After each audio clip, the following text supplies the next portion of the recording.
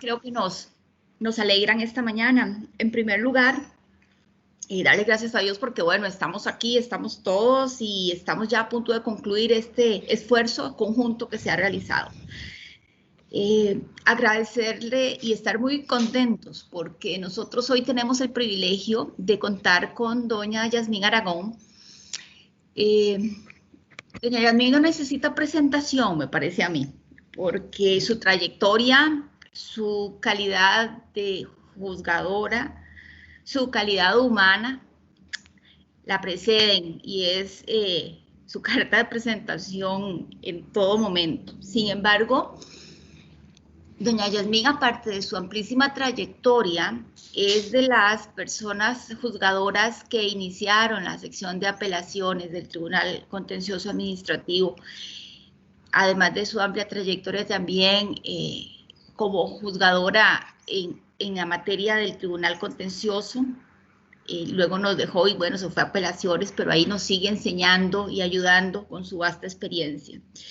Yo pues me atreví a pedirle a doña Yasmín que nos acompañara en esta mañana porque me parece absolutamente importante que una persona con el conocimiento que ella tiene pueda transmitirles a ustedes desde su perspectiva como juzgadora, pero además de eso, desde su posición como jueza de apelaciones que va a revisar las sentencias que ustedes van, los pronunciamientos que ustedes van a hacer en medidas cautelares y en algunos otros pronunciamientos que tienen que hacer, que pueda exponerles la visión de qué es una medida cautelar, cómo un juez debe abordar una medida cautelar.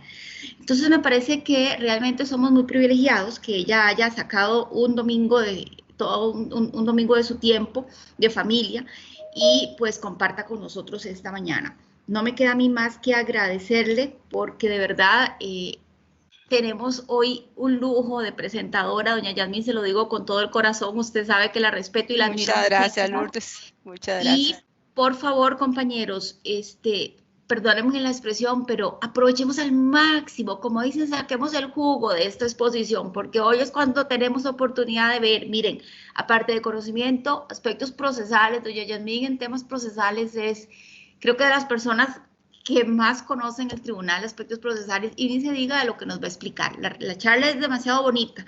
Creo que ustedes hoy van a quedar totalmente satisfechos con la información que van a recibir.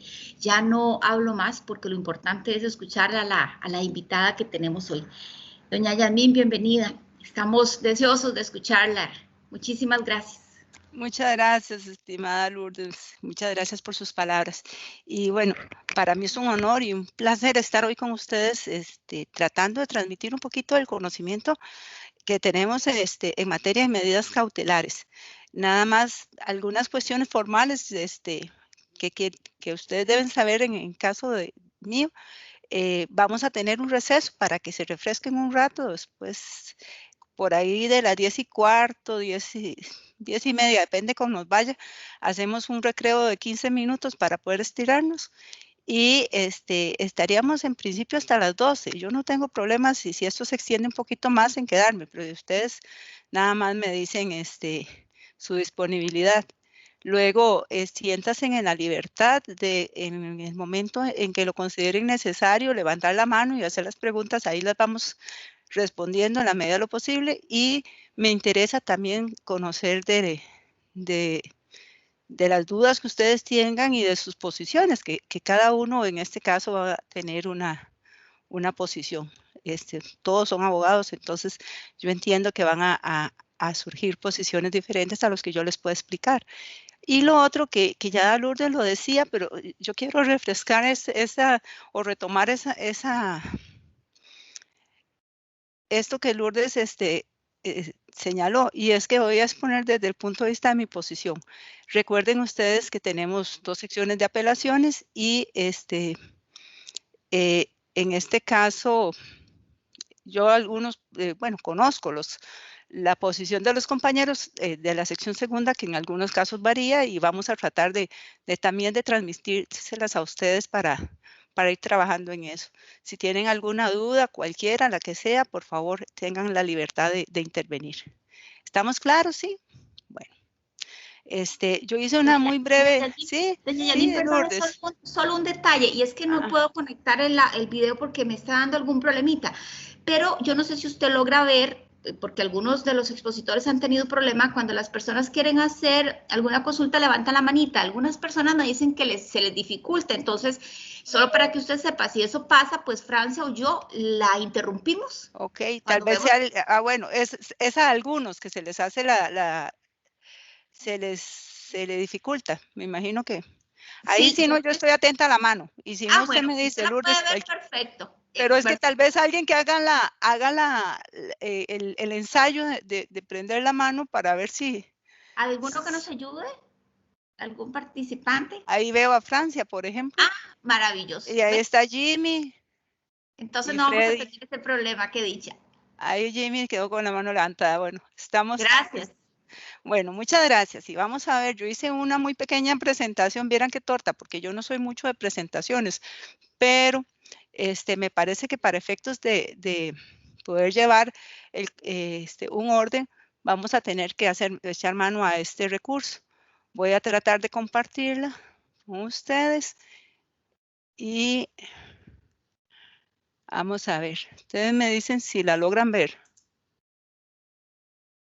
Perfecto. Señora. Sí, sí se ve. Ah, bueno, muy bien. Entonces, ahí vamos a ir trabajando sobre el tema. Bueno, vamos a empezar por el principio. ¿Qué es una medida cautelar? En realidad, si nosotros nos ponemos a pensar en el marco de las medidas cautelares, pues están presentes en cada una de las jurisdicciones que nosotros tenemos dentro de nuestro Poder Judicial, y en sede administrativa, pues también tenemos medidas cautelares. ¿Cuál es el objeto? Bueno, aquí es importantísimo señalar que responde a la necesidad de garantizar el principio constitucional de justicia pronta y cumplida. Porque si ustedes se dan cuenta y ven que aquí es muy importante, la justicia cautelar es la justicia más primaria que tenemos dentro de nuestro ordenamiento jurídico. Llega incluso antes de la presentación del proceso. Entonces, la duración patológica del proceso, y en materia contencioso administrativa, lamentablemente esta duración a veces se prolonga por 5, 6, 7, 8, 11 años. Tenemos procesos del 2011 todavía dando vueltas por ahí, incluso del 2008, 2010. Entonces, el justiciable necesita una garantía a que su situación jurídica o la situación jurídica que se debate sea conocida de manera primaria por un juez, en este caso contencioso administrativo. Entonces, ese juez que en principio en materia ante el Tribunal Contencioso Administrativo, el juez que mayoritariamente va a conocer de estas medidas cautelares, porque vamos a ver luego que cualquier juez es competente, es el juez tramitador. Entonces, ese juez tramitador tiene sobre sus espaldas un peso muy importante, cuál es garantizar el principio constitucional de justicia pronta y cumplida. ¿Con qué fin? Y eso es importante señalarlo. Es para conservar las condiciones reales indispensables para la emisión y ejecución de la sentencia. Vean que tiene una finalidad única, y en esto ya lo vamos a ver más adelante. La tutela cautelar no se va a desprender del proceso de conocimiento al cual es accesoria e instrumental, que son parte de los presupuestos procesales que vamos a ver más adelante. Si ustedes revisan el artículo 19 del Código Procesal Contencioso Administrativo, básicamente el legislador en esta norma nos hace ver este objeto de forma diáfana. No lo vamos a leer para no hacer más aburrido la situación, pero vean ustedes que dentro del marco de las medidas cautelares, y acá es importante rescatarlo, pues antes del 2008 nosotros teníamos la Ley Reguladora de la Jurisdicción Contencioso Administrativa, que en esencia lo que teníamos era la medida típica dentro de la materia contenciosa de suspensión de los efectos del acto administrativo. Sin embargo, cuando nosotros vemos la reforma que introduce el Código Procesal Contencioso, pues este marco que teníamos y que ya había sido ampliado por vía de jurisprudencia se plasma en la ley a través de un amplio margen de medidas cautelares para proteger o conservar el objeto del proceso de conocimiento o del proceso al cual están llamadas a responder. Porque aquí es importante señalar que en esencia están llamadas a proteger el proceso de conocimiento dentro del marco que ustedes ven en el Código Procesal Contencioso Administrativo. Pero por supuesto esto lo aplicamos también a otros procesos. Y vamos a ver que tenemos medidas cautelares, por ejemplo, en materia de interdictos y incluso en materia de incidentes privilegiados de cobro de honorarios, el promovente del incidente nos presenta en algunas oportunidades medidas cautelares que deben de ser analizadas. Y por allí tenemos otras leyes especiales que también nos permiten la posibilidad de tener medidas que deben ser conocidas por el legislador, perdón, el juez. Veamos los presupuestos estructurales. Estos presupuestos son esenciales dentro de la medida cautelar. Cuando a un juzgador, en las diferentes etapas del proceso, le llega una medida cautelar, lo primero que debería abocarse a conocer en un examen rápido, pero no por eso no menos detallado, si la medida cumple con estos tres presupuestos. El primero es la instrumentalidad. ¿Y qué es la instrumentalidad? Es esa relación que debe guardar la medida cautelar con el proceso de conocimiento. Hay una relación íntima entre la medida cautelar y el proceso de conocimiento, que es lo que nosotros hemos dicho a través de nuestra jurisprudencia. Usted no puede obtener por medio de una medida cautelar lo que no va a obtener en el proceso de conocimiento. Si, por ejemplo, usted está pretendiendo en el proceso de conocimiento, y hablemos de materia de empleo público, el pago de las prestaciones derivadas de un despido, que se estima ilegítimo, usted no puede pretender a través de la medida cautelar la reinstalación en el puesto. ¿Por qué? Porque aún ganando el proceso, lo único que usted va a lograr es el pago de sus prestaciones laborales, porque en definitiva, pues el proceso de conocimiento no está dirigido a la reinstalación.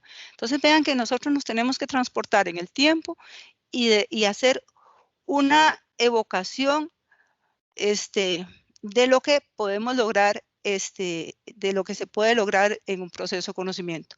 Ustedes me dirán, bueno, si el proceso está presentado, yo reviso la demanda, veo las pretensiones y parte sin novedad, no tengo problema. El tema se da con las medidas cautelares que no se nos presentan de manera anticipada, porque ahí también este ejercicio se vale hacerlo.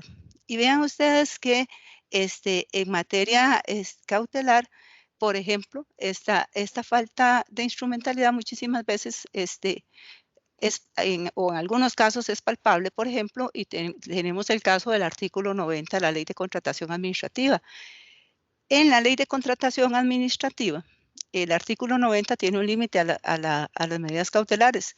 Yo no puedo otorgar a través de la tutela cautelar la suspensión de la ejecución del contrato, si este ya está en fase de ejecución. Si ya le dieron la orden de inicio al contratista, nosotros no podríamos dar la medida cautelar.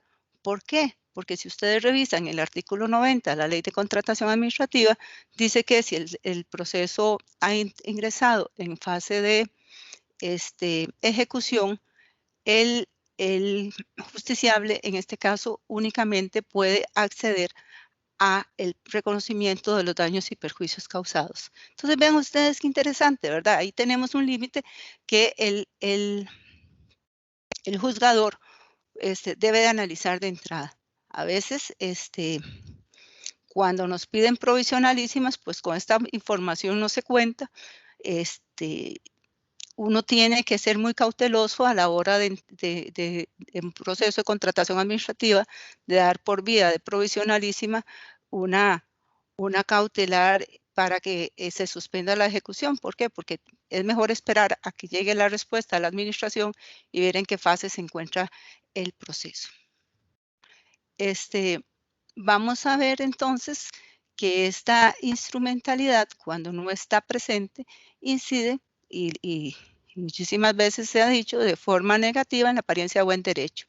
Otro ejemplo donde no hay instrumentalidad del proceso es cuando lo que se solicita a través de la tutela cautelar es la suspensión de un acto no susceptible de impugnación. Esto es muy importante porque aquí, entonces ustedes ven, el juzgador necesariamente, indispensablemente, tiene que analizar la conducta que se está pidiendo suspender. Entonces, ejemplo, se nos pide la suspensión de la resolución que rechazó la inhibitoria o la recusación formulada contra el órgano instructor. Esa resolución es un acto de trámite sin efecto propio.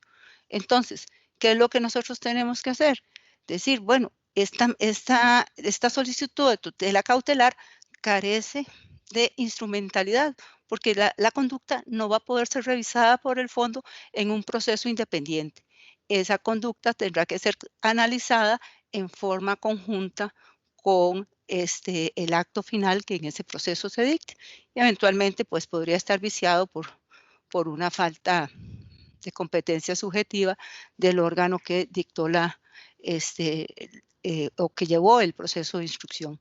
Vean ustedes que entonces acá las competencias que tiene el juez tramitador en etapas primarias, que para mí es una labor esencial. Yo digo que los jueces tramitadores tienen un rol demasiado importante en esa atención primaria de las medidas cautelares. Ya cuando el proceso está en etapa de conocimiento, uno dice, bueno, se le puede alivianar a uno un poco la situación, porque el juzgador, digamos, en etapa de juicio le llega una medida cautelar y tiene ahí todo el haber de de los atestados o de los documentos para resolver, y tiene una demanda, una contestación, entonces la instrumentalidad como que se va difuminando y todo es más sencillo. Pero en etapas primarias esa instrumentalidad es difícil no difícil, pero hay que tenerle mucho cuidado a la hora de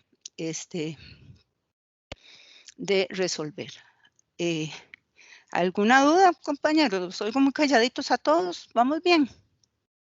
Bueno, seguimos entonces.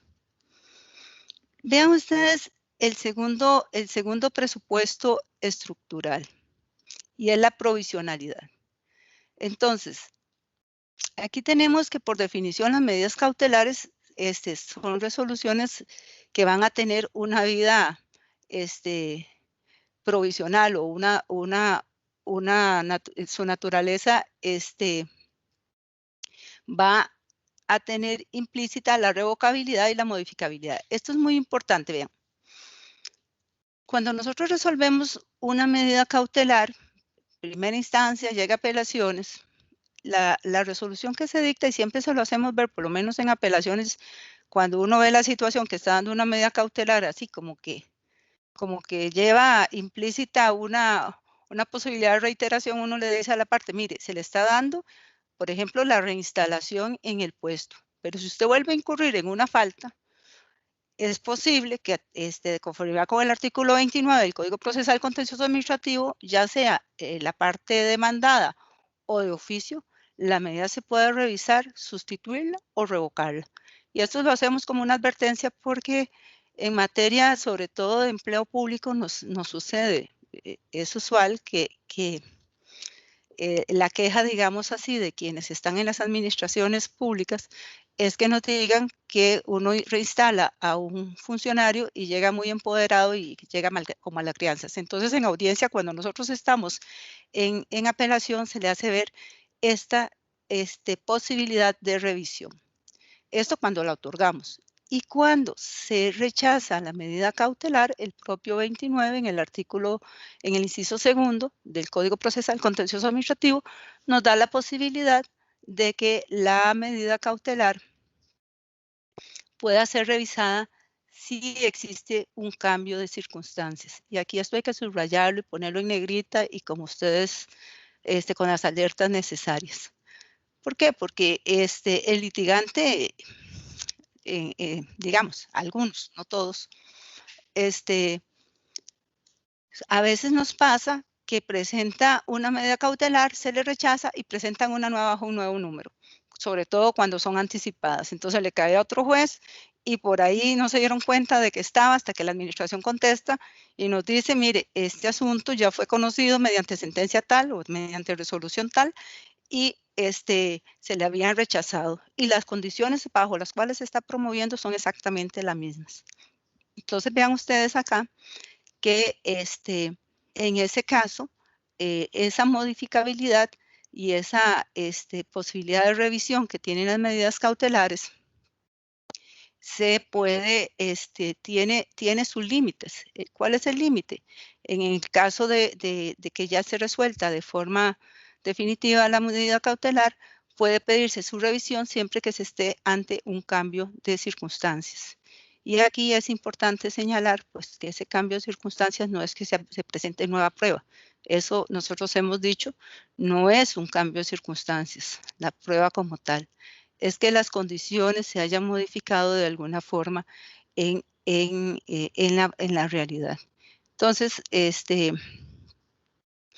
acá, en realidad, las posibilidades de revisión por modificación de las circunstancias a veces se nos limitan, ¿verdad? Y nos llegan a nosotros y definitivamente el litigante lo que nos está aportando es nueva prueba o ampliando las argumentaciones o señalando más motivos de apariencia o buen derecho que en nada modifica lo que tenemos resuelto. Entonces ahí esta provisionalidad además debe señalarse, y aquí es otro asunto que quería subrayarles, que cuando dictamos la medida cautelar, se supone que la misma es hasta que el proceso tenga sentencia firme. En el pasado, porque no lo he vuelto a ver, algunos tribunales de juicio, una vez que dictaban la resolución de fondo del proceso, y si esta le era desfavorable a la persona que tenía la medida cautelar, de inmediato la levantaban. Me parece que eso es una práctica que no debería de ser, pero bueno. Entonces ahí se levantaba porque decía, bueno, ya le cambió las circunstancias. Usted tenía una apariencia de buen derecho que ahora está siendo cercenada, digámoslo así, con una sentencia que le es desfavorable. Pero en realidad esa sentencia va a adquirir el carácter de cosa juzgada material hasta tanto la revise, en ese caso, la Sala Primera de la Corte Suprema de Justicia. Mientras eso no sea así, la medida cautelar debería mantener sus efectos a pesar de la sentencia desfavorable. Entonces, yo quería hacer esa observación en este punto en particular. Vamos a ver este otro tema de la urgencia. Vean ustedes que lo que... Doña Yasmin, sí, perdón, Lourdes. es que yo creo que cuando usted proyecta, yo no sé si yo No estoy veo, de don no he Luis. visto. No. Es que es eso, cuando tiene Ese es el tema. entonces, don Luis Cartín quiere hacerle una pregunta. ¿Aún es así, don Luis? Porque no sé si es que tiene la mano levantadita por un error. No, doña Lourdes, sí, quería hacer una consulta. Perfecto. Bueno. Entonces, Lourdes, perdóname, don Luis, ya lo atiendo. Nada más es para que entonces sí me ayudes, porque sí, yo ya ahí no veo la mano. No se preocupe, aquí estamos para eso. Gracias, Lu. A ver, don Luis, lo escuchamos. Buenos días, doña Yasmin. Muchas gracias por su exposición. Yo, bueno, nada más quería consultarle en este tema, no sé si me adelanto, pero ya que lo estaba tocando en cuanto al tema de la variación de circunstancias de medida cautelar, muchas veces pues tenemos esos casos en los que se presentan ante causam y después, bueno, viene la presentación del proceso principal. Muchas veces se logra que esa medida cautelar se rechace de forma ante causam. La presentación de la demanda se debe entender como una variación de circunstancia. No, Luis, porque incluso en este caso, es que ve, eso es un tema muy importante. cuando la medida cautelar se rechaza ante causa, ¿verdad? Está anticipada, el juez tramitador, porque para evitar esto a nivel estadístico es importante y a nivel de trámite, para evitar que los procesos se dupliquen, si ustedes ven las resoluciones de los jueces tramitadores o si han tenido oportunidad de verlas, les dice que en caso de presentarse el proceso de conocimiento, debe de presentarse bajo el mismo número de expediente que se le asignó a la medida cautelar anticipada.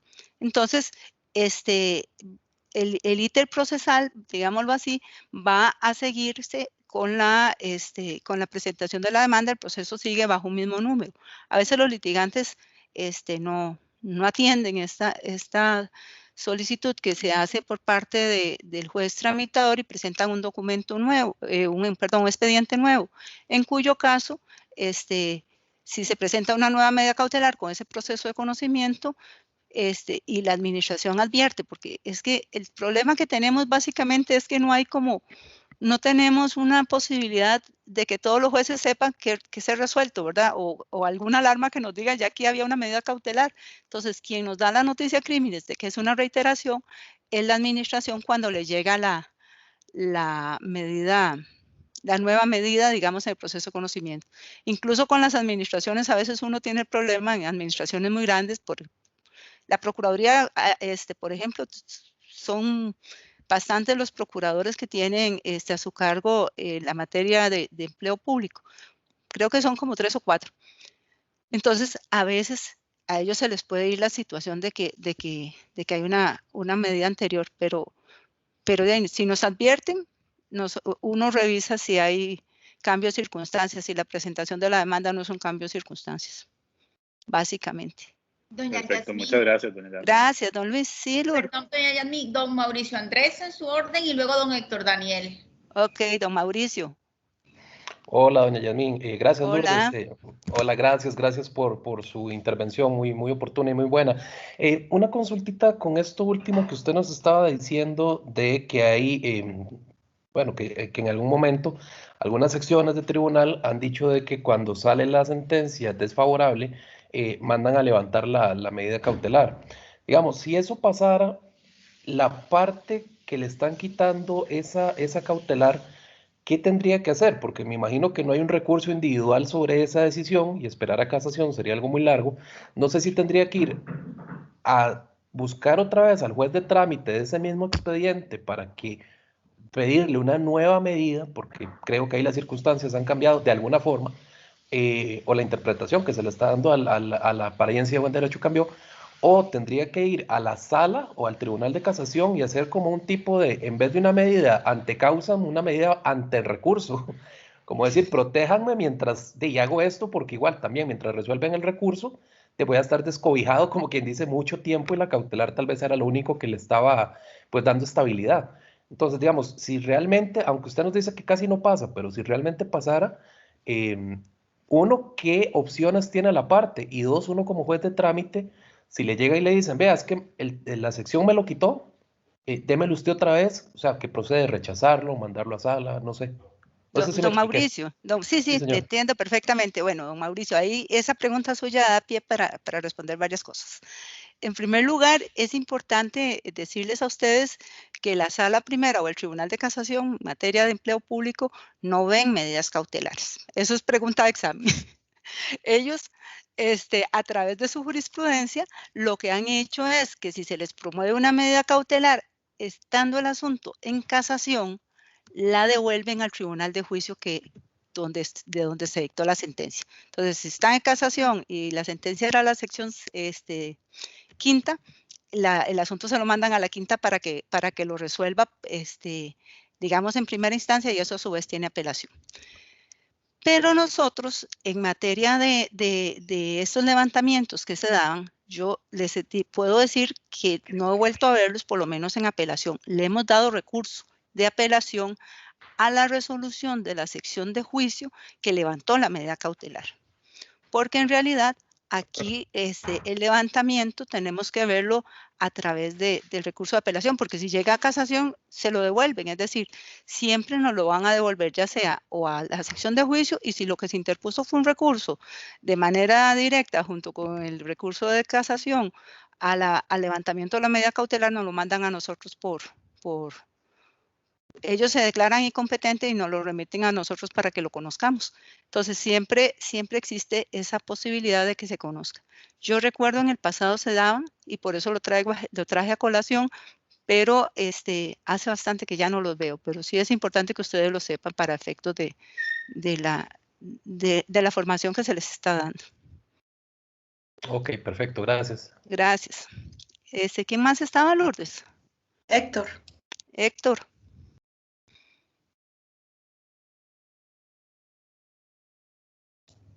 Héctor. Ay, muy buenos días, doña Yasmín. Hola, Héctor, un gusto. Un placer saludarla. La pregunta va relacionada con lo que hizo el comentario Mauricio.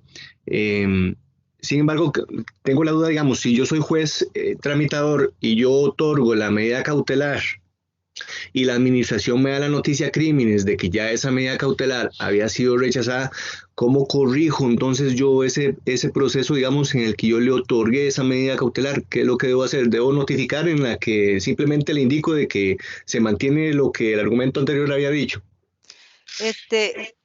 Héctor, tal vez se apaga el micrófono porque me da recall.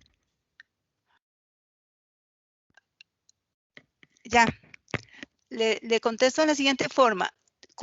Si lo que se dio fue una provisionalísima, que puede ser que el juez tramitador se la volvieran a presentar y dio una provisionalísima, sería en la resolución de fondo que se revoca la provisionalísima por estarse ante una reiteración. Eso es posible. Luego, la administración contesta y no haya provisionalísima, dice, mire, es una reiteración. Y entonces, ¿qué es lo que pasa? Que el juez en la resolución de fondo tiene que rechazar la medida cautelar por ser reiterativa y no contar, no estar en el caso de del cambio circunstancial del 29.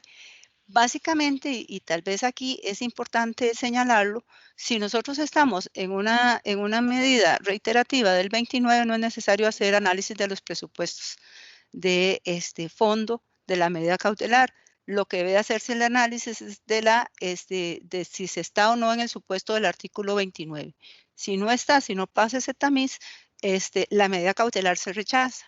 Y les comento de una vez que cuando nos llegan a apelación las reiteraciones de medidas cautelares, ¿qué es lo que nosotros hacemos? Básicamente, bueno, señalamos la audiencia si es del caso, y en la audiencia le decimos a la parte apelante, dígame cuál es el cambio de circunstancias que usted argumentó para reiterar su medida cautelar. Sin entrar a conocer, entrar a la apariencia de buen derecho, sin entrar al análisis del daño grave y sin entrar a la ponderación de intereses, porque eso nosotros no lo podemos analizar porque solamente ante un cambio de circunstancias ante la existencia de un cambio de circunstancias podría ingresarse al estudio. Entonces la parte no lo expone y estoy hablando en apelación cuando nos llega. Y si en el eventual caso que nosotros consideramos que sí hubo cambio de circunstancia, lo devolvemos al juez acuo para que el juez proceda a realizar el pronunciamiento en cuanto a las nuevas circunstancias que se dieron en el proceso. Y les voy a comentar uno que resolvimos la semana pasada. Ese asunto se había anulado varias veces, pero finalmente la semana pasada hubo una resolución que ya se pronunció sobre el fondo. Vean ustedes. Una persona es despedida del Ministerio de Educación Pública.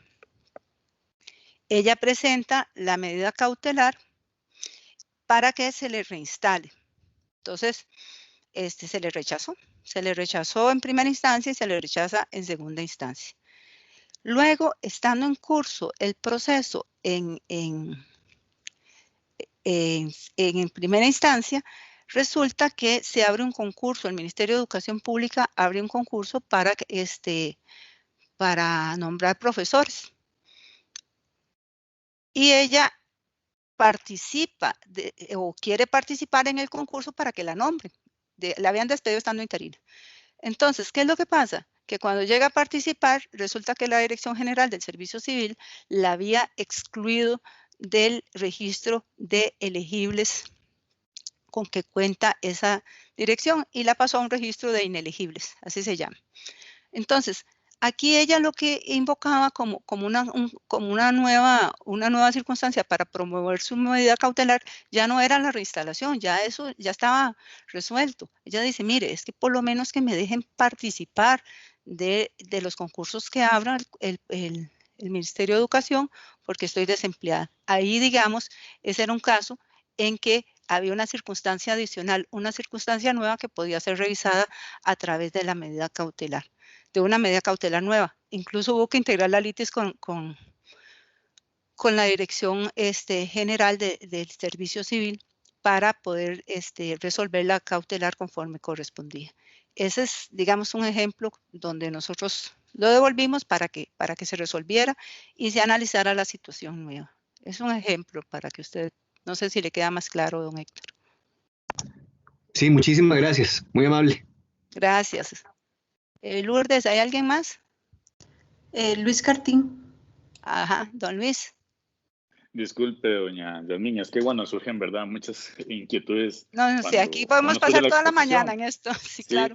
En otro supuesto, digamos, que se ha dado, que el proceso, por ejemplo, propiamente los de empleo público, inician en la jurisdicción laboral algunos, y se plantea eventualmente, también con medida cautelar, se los resuelve por el juez laboral, incluso impugnan ante el Tribunal de Apelaciones de lo Laboral, pero también se ha cuestionado la competencia de la jurisdicción laboral y finalmente esos procesos a veces pasan al contencioso.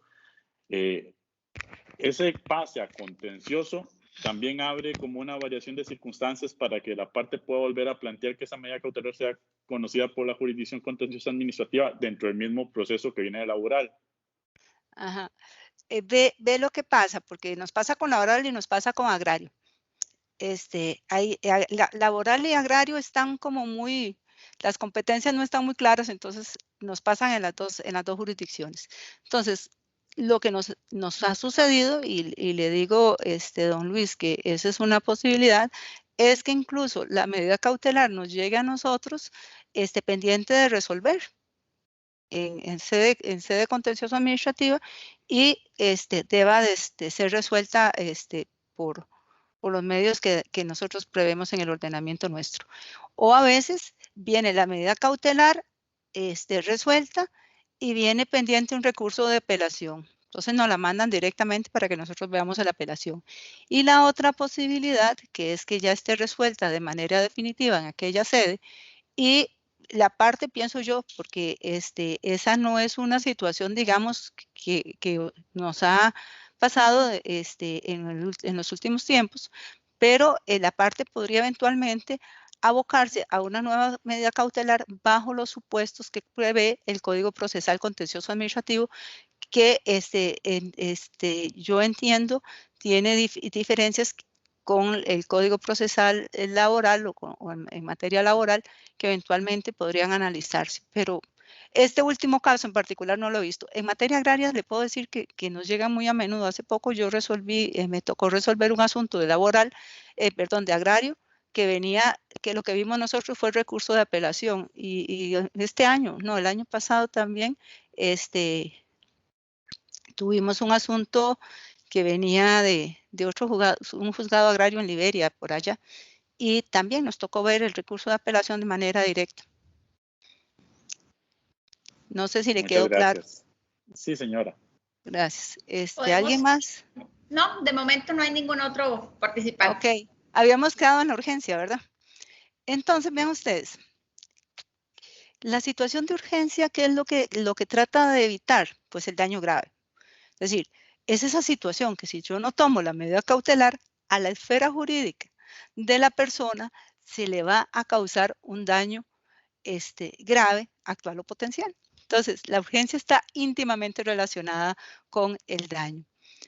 Vean ustedes qué interesante, porque hace 15 días, ya no sé si hace 15 días o hace 8, bueno, el tema es que nos correspondió, y lo traigo a colación porque también ya está resuelto, el tema famoso de la restricción vehicular, ¿Qué pasó con la restricción vehicular? Y se los comento brevemente.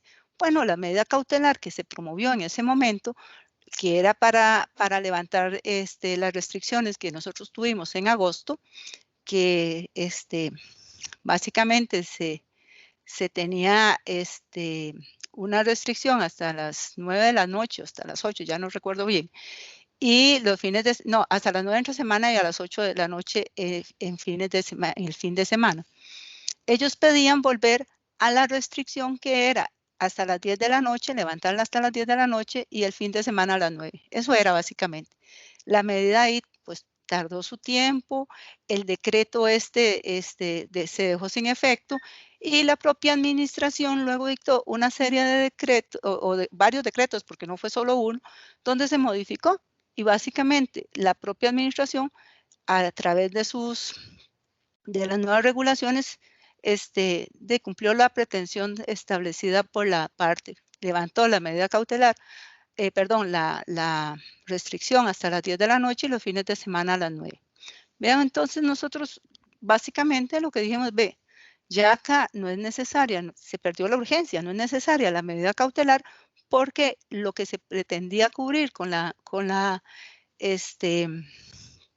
tutela cautelar, que la propia administración lo resolvió en su oportunidad sin necesidad de que quedara cubierta a través de una resolución jurisdiccional. Y en este caso, pues, esa urgencia, esa falta de interés en que se resolviera la medida, pues fue lo que finalmente hizo que se rechazara la medida cautelar. Pero vean ustedes que está dirigida a que yo necesito la intervención de la autoridad jurisdiccional a efecto de que pueda lograrse la satisfacción provisional de proteger el daño que la parte está temiendo se le va a causar de no adoptarse. Entonces, acá, esta urgencia, si ustedes se ponen a analizarla en la legislación procesal contenciosa, nos ha dado lugar a posibilitar las medidas anticipadas, es decir, que son previas a la presentación del proceso. Podemos dictar medidas provisionalísimas y estas medidas provisionalísimas se pueden dictar en primera instancia sin audiencia a la parte contraria, que se conoce inaudita altera parte. Entonces, además tenemos, les decía que se pueden dictar en primera instancia, incluso se pueden solicitar a través del recurso de apelación cuando se presenta la apelación contra la resolución final. Muchas veces nos viene la medida cautelar, el recurso de apelación y de una vez vienen pidiendo una provisionalísima. Y además, importante señalar que esta posibilidad que da el Código Procesal Contencioso Administrativo tiene como correlato que los jueces tramitadores y los jueces de apelaciones hacemos turno en disponibilidad.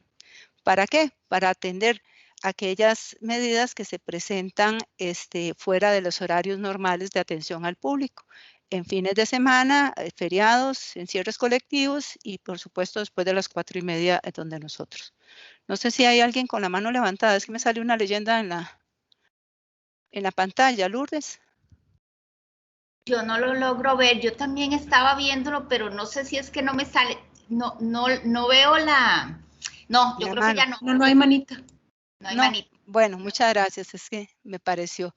Entonces vean ustedes que en este caso nosotros tenemos este presupuesto que además, para que ustedes lo tengan ahí agregado, pues lo encontramos latente en la Ley General de la Administración Pública, en los artículos 148, en el 226 y en el 332. La Ley de la General de la Administración Pública es de 1978. Y vean ustedes qué interesante, porque si ustedes leen el 148, por ejemplo, nosotros nos señala esta urgencia como motivo para la adopción de medidas cautelares. Y es que la necesidad, la urgencia, hacen posible que el principio de legalidad se rompa. Piénsenlo ustedes de esta forma. Si nosotros tenemos que por ley el acto administrativo es ejecutivo y ejecutorio y que la presentación del proceso no suspende los efectos del acto, esa es la regla general. ¿Qué es lo que nosotros hacemos cuando dictamos una medida cautelar? Suspendemos temporalmente estas prerrogativas que tiene el acto administrativo. Entonces, cuando nosotros estamos adoptando una medida, por ejemplo, de las más típicas nuestras, que es la suspensión de los efectos del acto, lo que estamos haciendo es eliminando de manera momentánea la ejecutividad y ejecutoriedad del acto. Le estamos diciendo a la administración, usted no ejecute, usted tiene que mantener a esta persona dentro de su organización hasta tanto no exista sentencia firme. Y eso es lo que hacemos. Entonces, bajo esas condiciones es que nosotros tenemos que analizar la urgencia. Siempre que nos llegue una medida cautelar, pues estos son aspectos, sobre todo cuando nos llegan las provisionalísimas, uno dice, bueno, vienen pidiendo, qué sé yo, la reinstalación.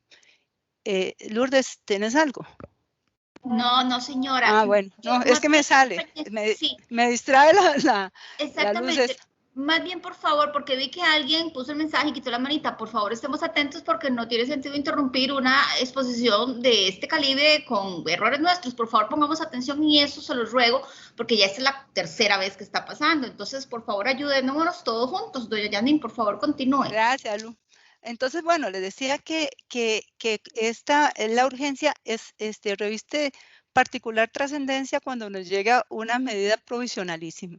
Entonces, por ejemplo, qué sé yo, tenemos casos particulares donde lo que se está pidiendo es la suspensión del derribo de una edificación o la eliminación de un rótulo o la eliminación o la suspensión de un concierto, por ejemplo, en los que si el concierto era para mañana y me lo están pidiendo hoy, si yo no doy la medida cautelar hoy, eventualmente va a perder toda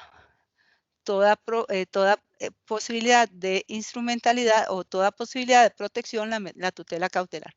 Tema con los conciertos lo tenemos, en el caso particular mío, les puedo contar que hace algunos años, ya no sé, como 6 o 7 años, no recuerdo, me correspondió ver el tema del concierto del Divo, que se suspendió porque en aquel momento se dijo que no se habían pagado los tributos. Bueno, era un problema ahí con la municipalidad. Entonces nos llegó el recurso de apelación, pidieron la provisionalísima y yo se los di en apelación. El concierto fue el mismo sábado que a mí me llegó la solicitud de provisionalísima. Entonces, estos son asuntos que después incluso el recurso pierde interés porque son actos que se ejecutan de manera inmediata y sus efectos no son continuados. El concierto era ese sábado, yo di la provisionalísima y después básicamente lo que seguía era resolver el recurso a ver qué pasaba. Y la discusión pues ya se trasladaba a la sede de conocimiento, pero vean ustedes que con esto de la urgencia hay que tener cuidado sobre todo en materia de medidas de carácter provisionalísimas. Bueno, vamos a ver ahora sí, cuando ya ustedes revisaron los presupuestos de fondo de la medida cautelar, estructurales, tenemos que ingresar al análisis del presupuesto de fondo, que son 3 básicamente y básicamente todo el mundo los conoce. Pero vamos a ver de la apariencia de buen derecho, que tal vez es el más fácil de analizar si uno se pone a ver, porque su análisis se hace de la no temeridad o la palmaria carencia de seriedad de la demanda.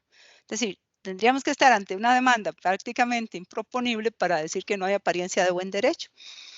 Y en general, si ustedes revisan las resoluciones que se dictan en materia de medidas cautelares, tanto en primera como en segunda instancia, yo diría que un 95, un 98% de las medidas cautelares, la apariencia de buen derecho se otorga.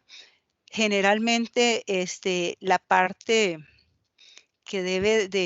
la parte demandada, ni la cuestionan, no se desgastan en cuestionar la apariencia de buen derecho en apelaciones, pero si hacen sus alegatos en primera instancia. Vean qué importante.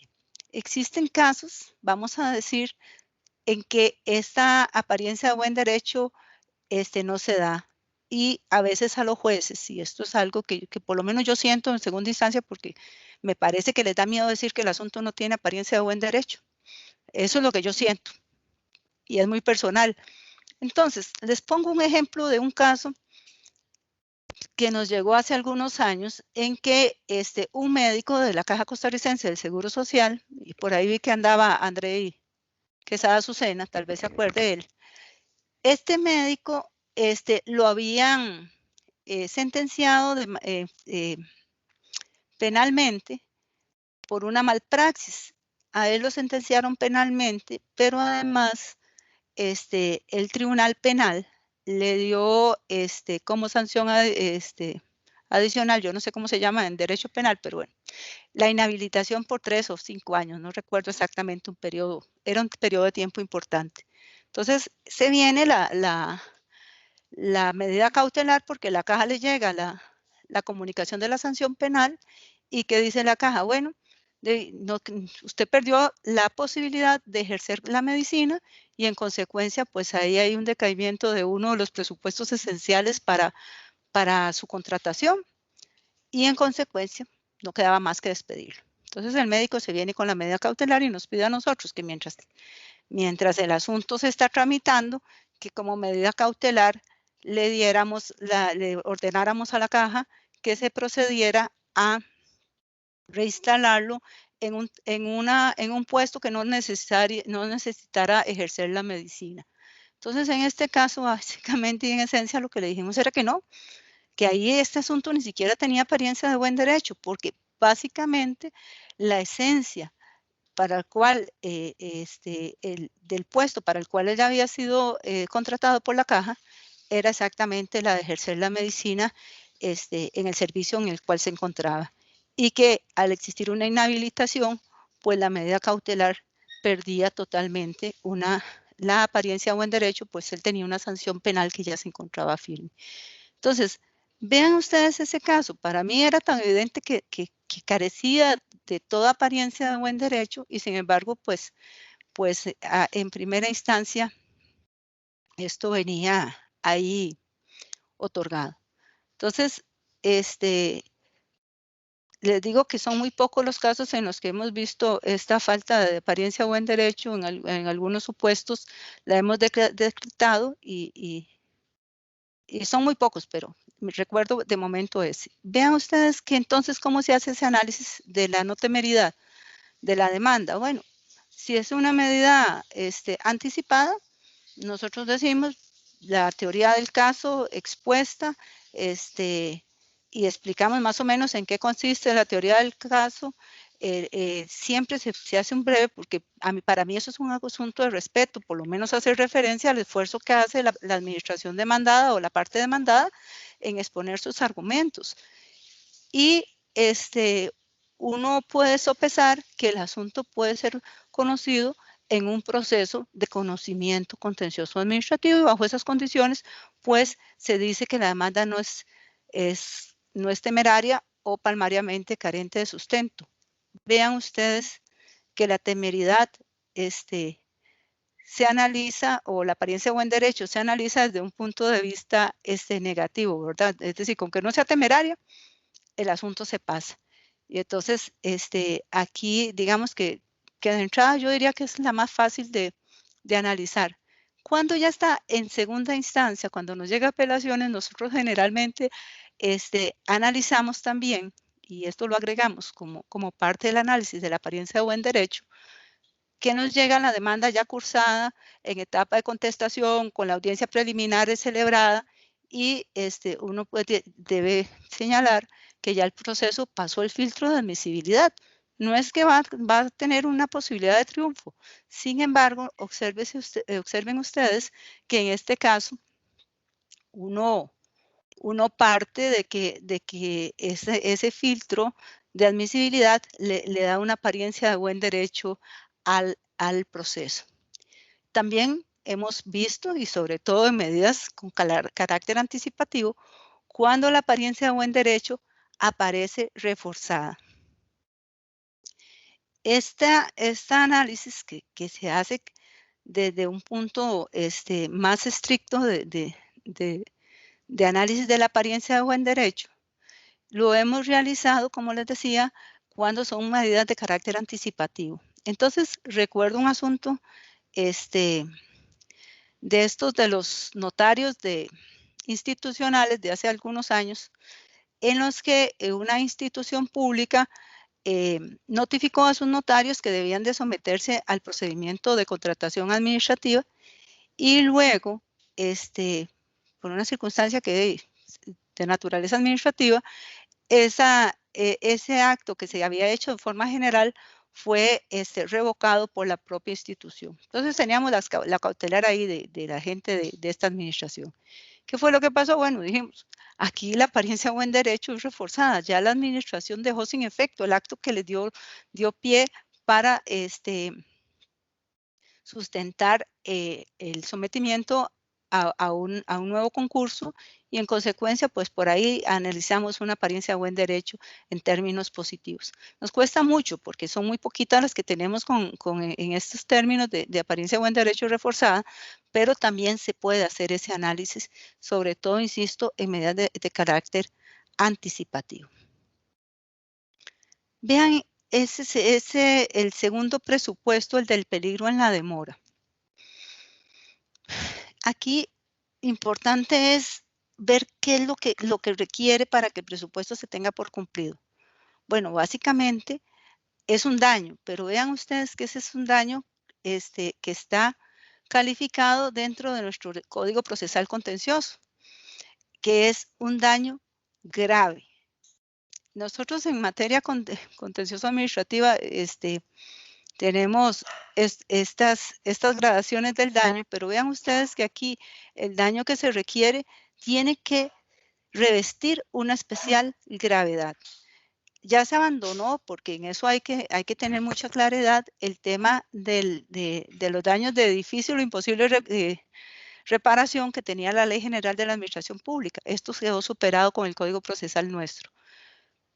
Aun y cuando muchísimas veces las partes insisten, y he visto alguna que otra resolución que habla de daños de imposible reparación. Pero vean ustedes que no, entonces no cualquier daño califica para dar la medida cautelar. Tiene que acreditarse la gravedad del daño.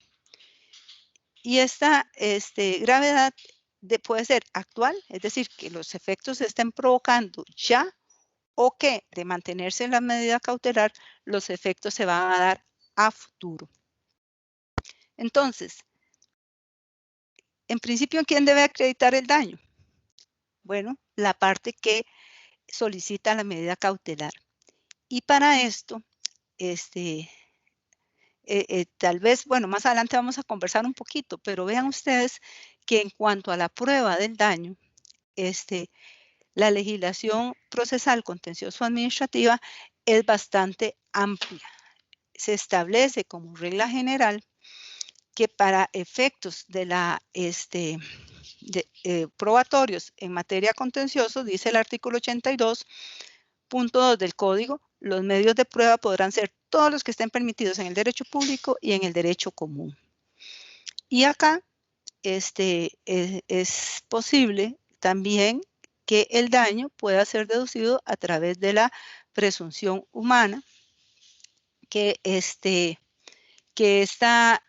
se derive de manera directa de la conducta que se pretende suspender, y nosotros lo hemos admitido de esta forma. También hemos dicho en materia, por ejemplo, de daños económicos, que la parte debe necesariamente acreditar a través de la prueba técnica la existencia del daño. ¿Cuál prueba técnica? Bueno, certificaciones de contador público autorizado, puede darse el caso de informes de auditorías, en fin, el litigante a veces es bastante creativo en presentar esto. Entonces, acá este primer acercamiento con el peligro en la demora se tiene que dar en la demanda misma de cautelar o en el escrito de demanda cautelar, sobre todo cuando estamos en medidas anticipadas, porque ya después en las medidas que están dentro del proceso de conocimiento, ya ahí uno puede ir ahondando un poco más en el daño. Finalmente, y dentro de lo que tenemos que ponderar en materia cautelar está la ponderación de los intereses involucrados. ¿Cuáles intereses? Bueno, el litigante generalmente, los jueces dicen el interés en juego. Nosotros tenemos intereses que se involucran de manera directa. Muchísimas veces podemos tener un interés público frente a un interés privado. Podemos tener intereses públicos frente a intereses públicos cuando están dos administraciones peleando. Y también, no en pocos casos, tenemos el interés de terceros. Entonces, vean ustedes que en muchísimos casos nosotros tenemos cautelares que se da la apariencia de buen derecho, se da el peligro en la demora y lo que decide la cautelar es la ponderación de los intereses involucrados.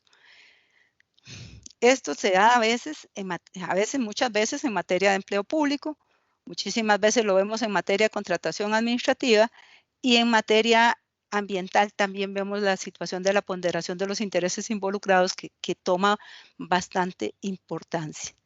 Entonces, ¿cómo hacemos para ponderar los intereses? Básicamente lo que se hace, lo que hemos dicho y lo que se ha plasmado a través de las resoluciones en el caso del Tribunal de Apelaciones y lo hemos visto en algunos jueces tramitadores que lo hacen, es que debemos devolver la mirada a la conducta que está siendo objeto del proceso. Nosotros contamos con que esa es nuestra verdad administrativa. Eso es con lo que podemos trabajar y estamos hablando de las medidas más típicas nuestras.